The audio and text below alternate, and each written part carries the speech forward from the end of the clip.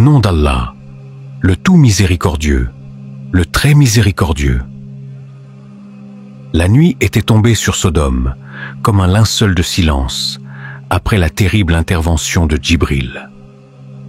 Les habitants, désormais aveugles, avaient regagné leur demeure en titubant, gémissant encore de cette sorcellerie qu'ils prétendaient avoir subie.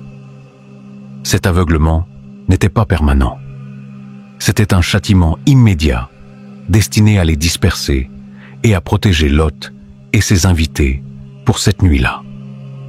Le lendemain matin, lorsque le châtiment final s'abattrait, ils retrouveraient la vue. Mais pour eux, ce n'était qu'un sort lancé par les visiteurs de Lot. Au lieu de réfléchir à ce qui venait de leur arriver et de se remettre en question, ils prévoyaient déjà de retourner chez Lot. Leurs cœurs endurcis ne comprenaient pas que cette cécité soudaine n'était qu'un avant-goût du châtiment divin qui les frapperait à l'aube.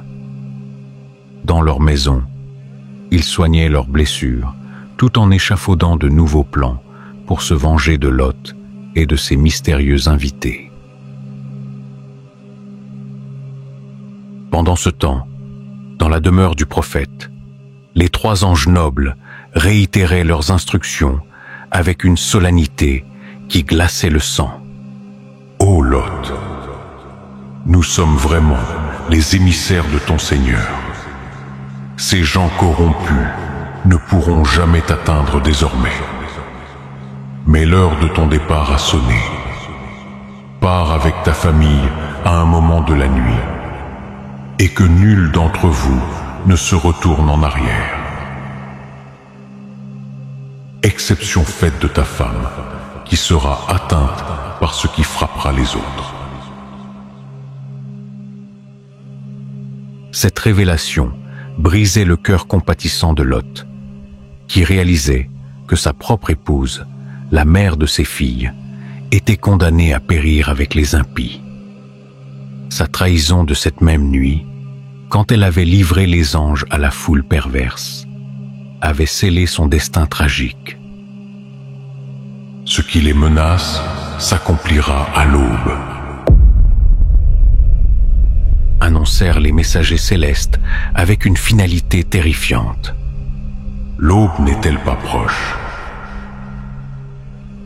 Cette question rhétorique soulignait l'imminence du châtiment et l'urgence du départ.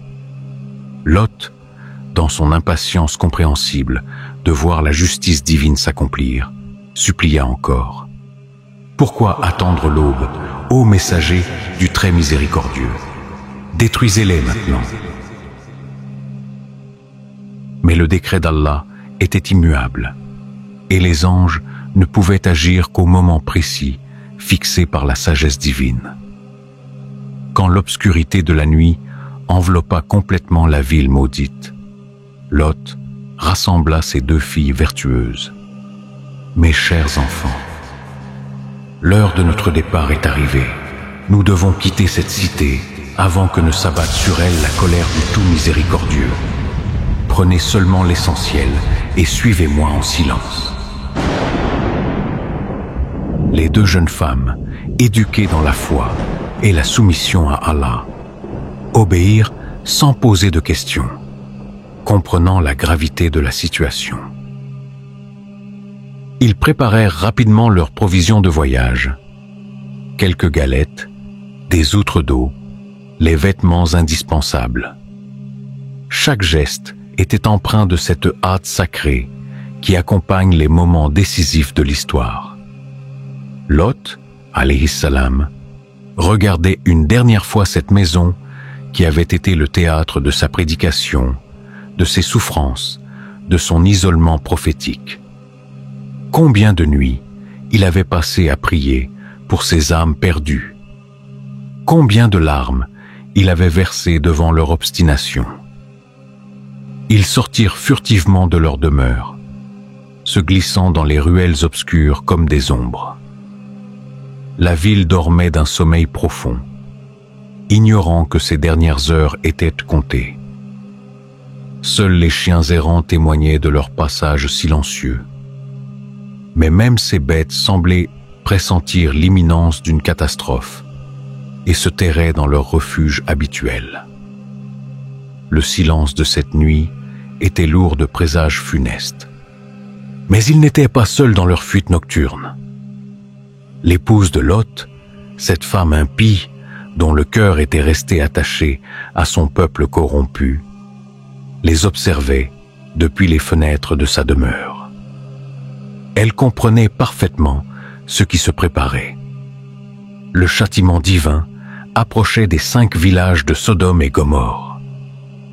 La peur de mourir avec ses compatriotes l'emporta sur sa loyauté envers eux, et elle décida de suivre discrètement son mari prophète. Elle sortit donc de la maison familiale quelques minutes après leur départ. Ses pas la menaient sur leurs traces, mais son cœur demeurait divisé entre la survie personnelle et l'attachement à ses anciennes traditions. Cette femme incarnait tragiquement le type de croyant hypocrite qui suit extérieurement la vérité tout en gardant intérieurement des liens avec le mensonge. Son destin était scellé par cette double appartenance spirituelle. Ils marchèrent ainsi toute la nuit, suivant les sentiers rocailleux qui s'éloignaient de la vallée maudite. Lot ouvrait la marche, portant les provisions les plus lourdes, guidant ses filles vers la liberté et le salut. Ses 2 enfants le suivaient courageusement, leur cœur rempli de confiance en Allah et en son prophète. Derrière eux, à une distance respectueuse, leur mère peinait à suivre le rythme, déchirée entre l'espoir et l'angoisse. Souvenez-vous des instructions des anges. Que nul d'entre nous ne se retourne en arrière. Continuons notre marche sans regarder derrière nous, quoi qu'il puisse arriver. Ces paroles prophétiques résonnaient dans la nuit comme une mise en garde solennelle. Les filles acquiesçaient en silence, comprenant que leur salut dépendait de cette obéissance absolue aux ordres divins. Les heures s'écoulaient lentement dans cette fuite nocturne chargée d'émotions. Ils traversaient des oueds asséchés, escaladaient des collines pierreuses, évitaient les chemins habituels pour ne pas être repérés par d'éventuels poursuivants.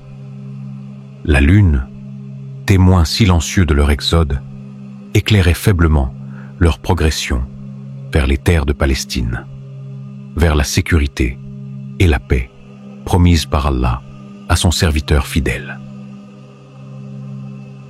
Quand les premières lueurs de l'aube commencèrent à poindre à l'horizon, un silence surnaturel s'abattit sur toute la région. Même les oiseaux cessèrent leurs chants matinaux, comme si la création entière retenait son souffle dans l'attente du jugement divin. Ce silence précédait toujours les grandes interventions d'Allah dans l'histoire humaine. Ces moments où la justice céleste se manifeste avec une puissance irrésistible. Soudain, un cri terrifiant déchira l'air matinal avec une violence inouïe. Ce n'était pas un simple son, mais une onde de destruction qui fit trembler les montagnes et fissurer les rochers. La voix de Djibril, l'archange de la révélation, venait de pousser le cri de l'anéantissement, ce rugissement céleste qui annonce la fin des peuples corrompus. L'épouse de Lot, saisie de terreur, commit l'erreur fatale de se retourner pour voir ce qui se passait derrière eux. À l'instant même où elle dirigea son regard vers les villes maudites, elle fut pétrifiée. Le châtiment qui frappait les habitants de Sodome l'atteignit également, transformant son corps en statue de sel, témoignage éternel de la désobéissance aux ordres divins. Cette punition exemplaire illustrait parfaitement la justice d'Allah. même l'épouse d'un prophète, ne pouvait échapper aux conséquences de son impiété et de sa rébellion. Lot et ses filles, fidèles aux instructions angéliques, ne se retournèrent pas. Ils entendirent le cri terrible, sentirent la terre trembler sous leurs pieds, perçurent les échos de la destruction, mais continuèrent leur marche vers l'avant, sans céder à la curiosité mortelle. Leur obéissance absolue au commandement divin leur sauva la vie et leur épargna le spectacle épouvantable de l'anéantissement de leur ancienne patrie. Derrière eux se déroulait le plus spectaculaire châtiment de l'histoire humaine. Djibril, le chef des archanges, déploya son aile majestueuse sous les cités corrompues et les souleva de terre avec une facilité déconcertante. Les villages entiers s'élevèrent dans les airs, emportant leurs habitants endormis, leurs maisons, leurs marchés, leurs temples de perversion, dans un mouvement d'une lenteur majestueuse qui amplifiait l'horreur du spectacle. Les cités maudites montèrent si haut dans le firmament que les anges des cieux supérieurs entendirent distinctement les aboiements des chiens et le chant des coqs. Cette précision coranique souligne l'altitude extraordinaire atteinte par ces villes avant leur chute finale. Même les créatures innocentes périssaient avec leurs maîtres corrompus, illustrant tragiquement comment la corruption générale d'une société entraîne la destruction de tout ce qu'elle contient. Puis, dans un mouvement d'une violence apocalyptique, Djibril retourna son aile. Les 5 cités basculèrent dans le vide et s'écrasèrent au sol avec un fracas qui ébranla toute la région. Le haut se retrouva en bas, le fond remonta à la surface.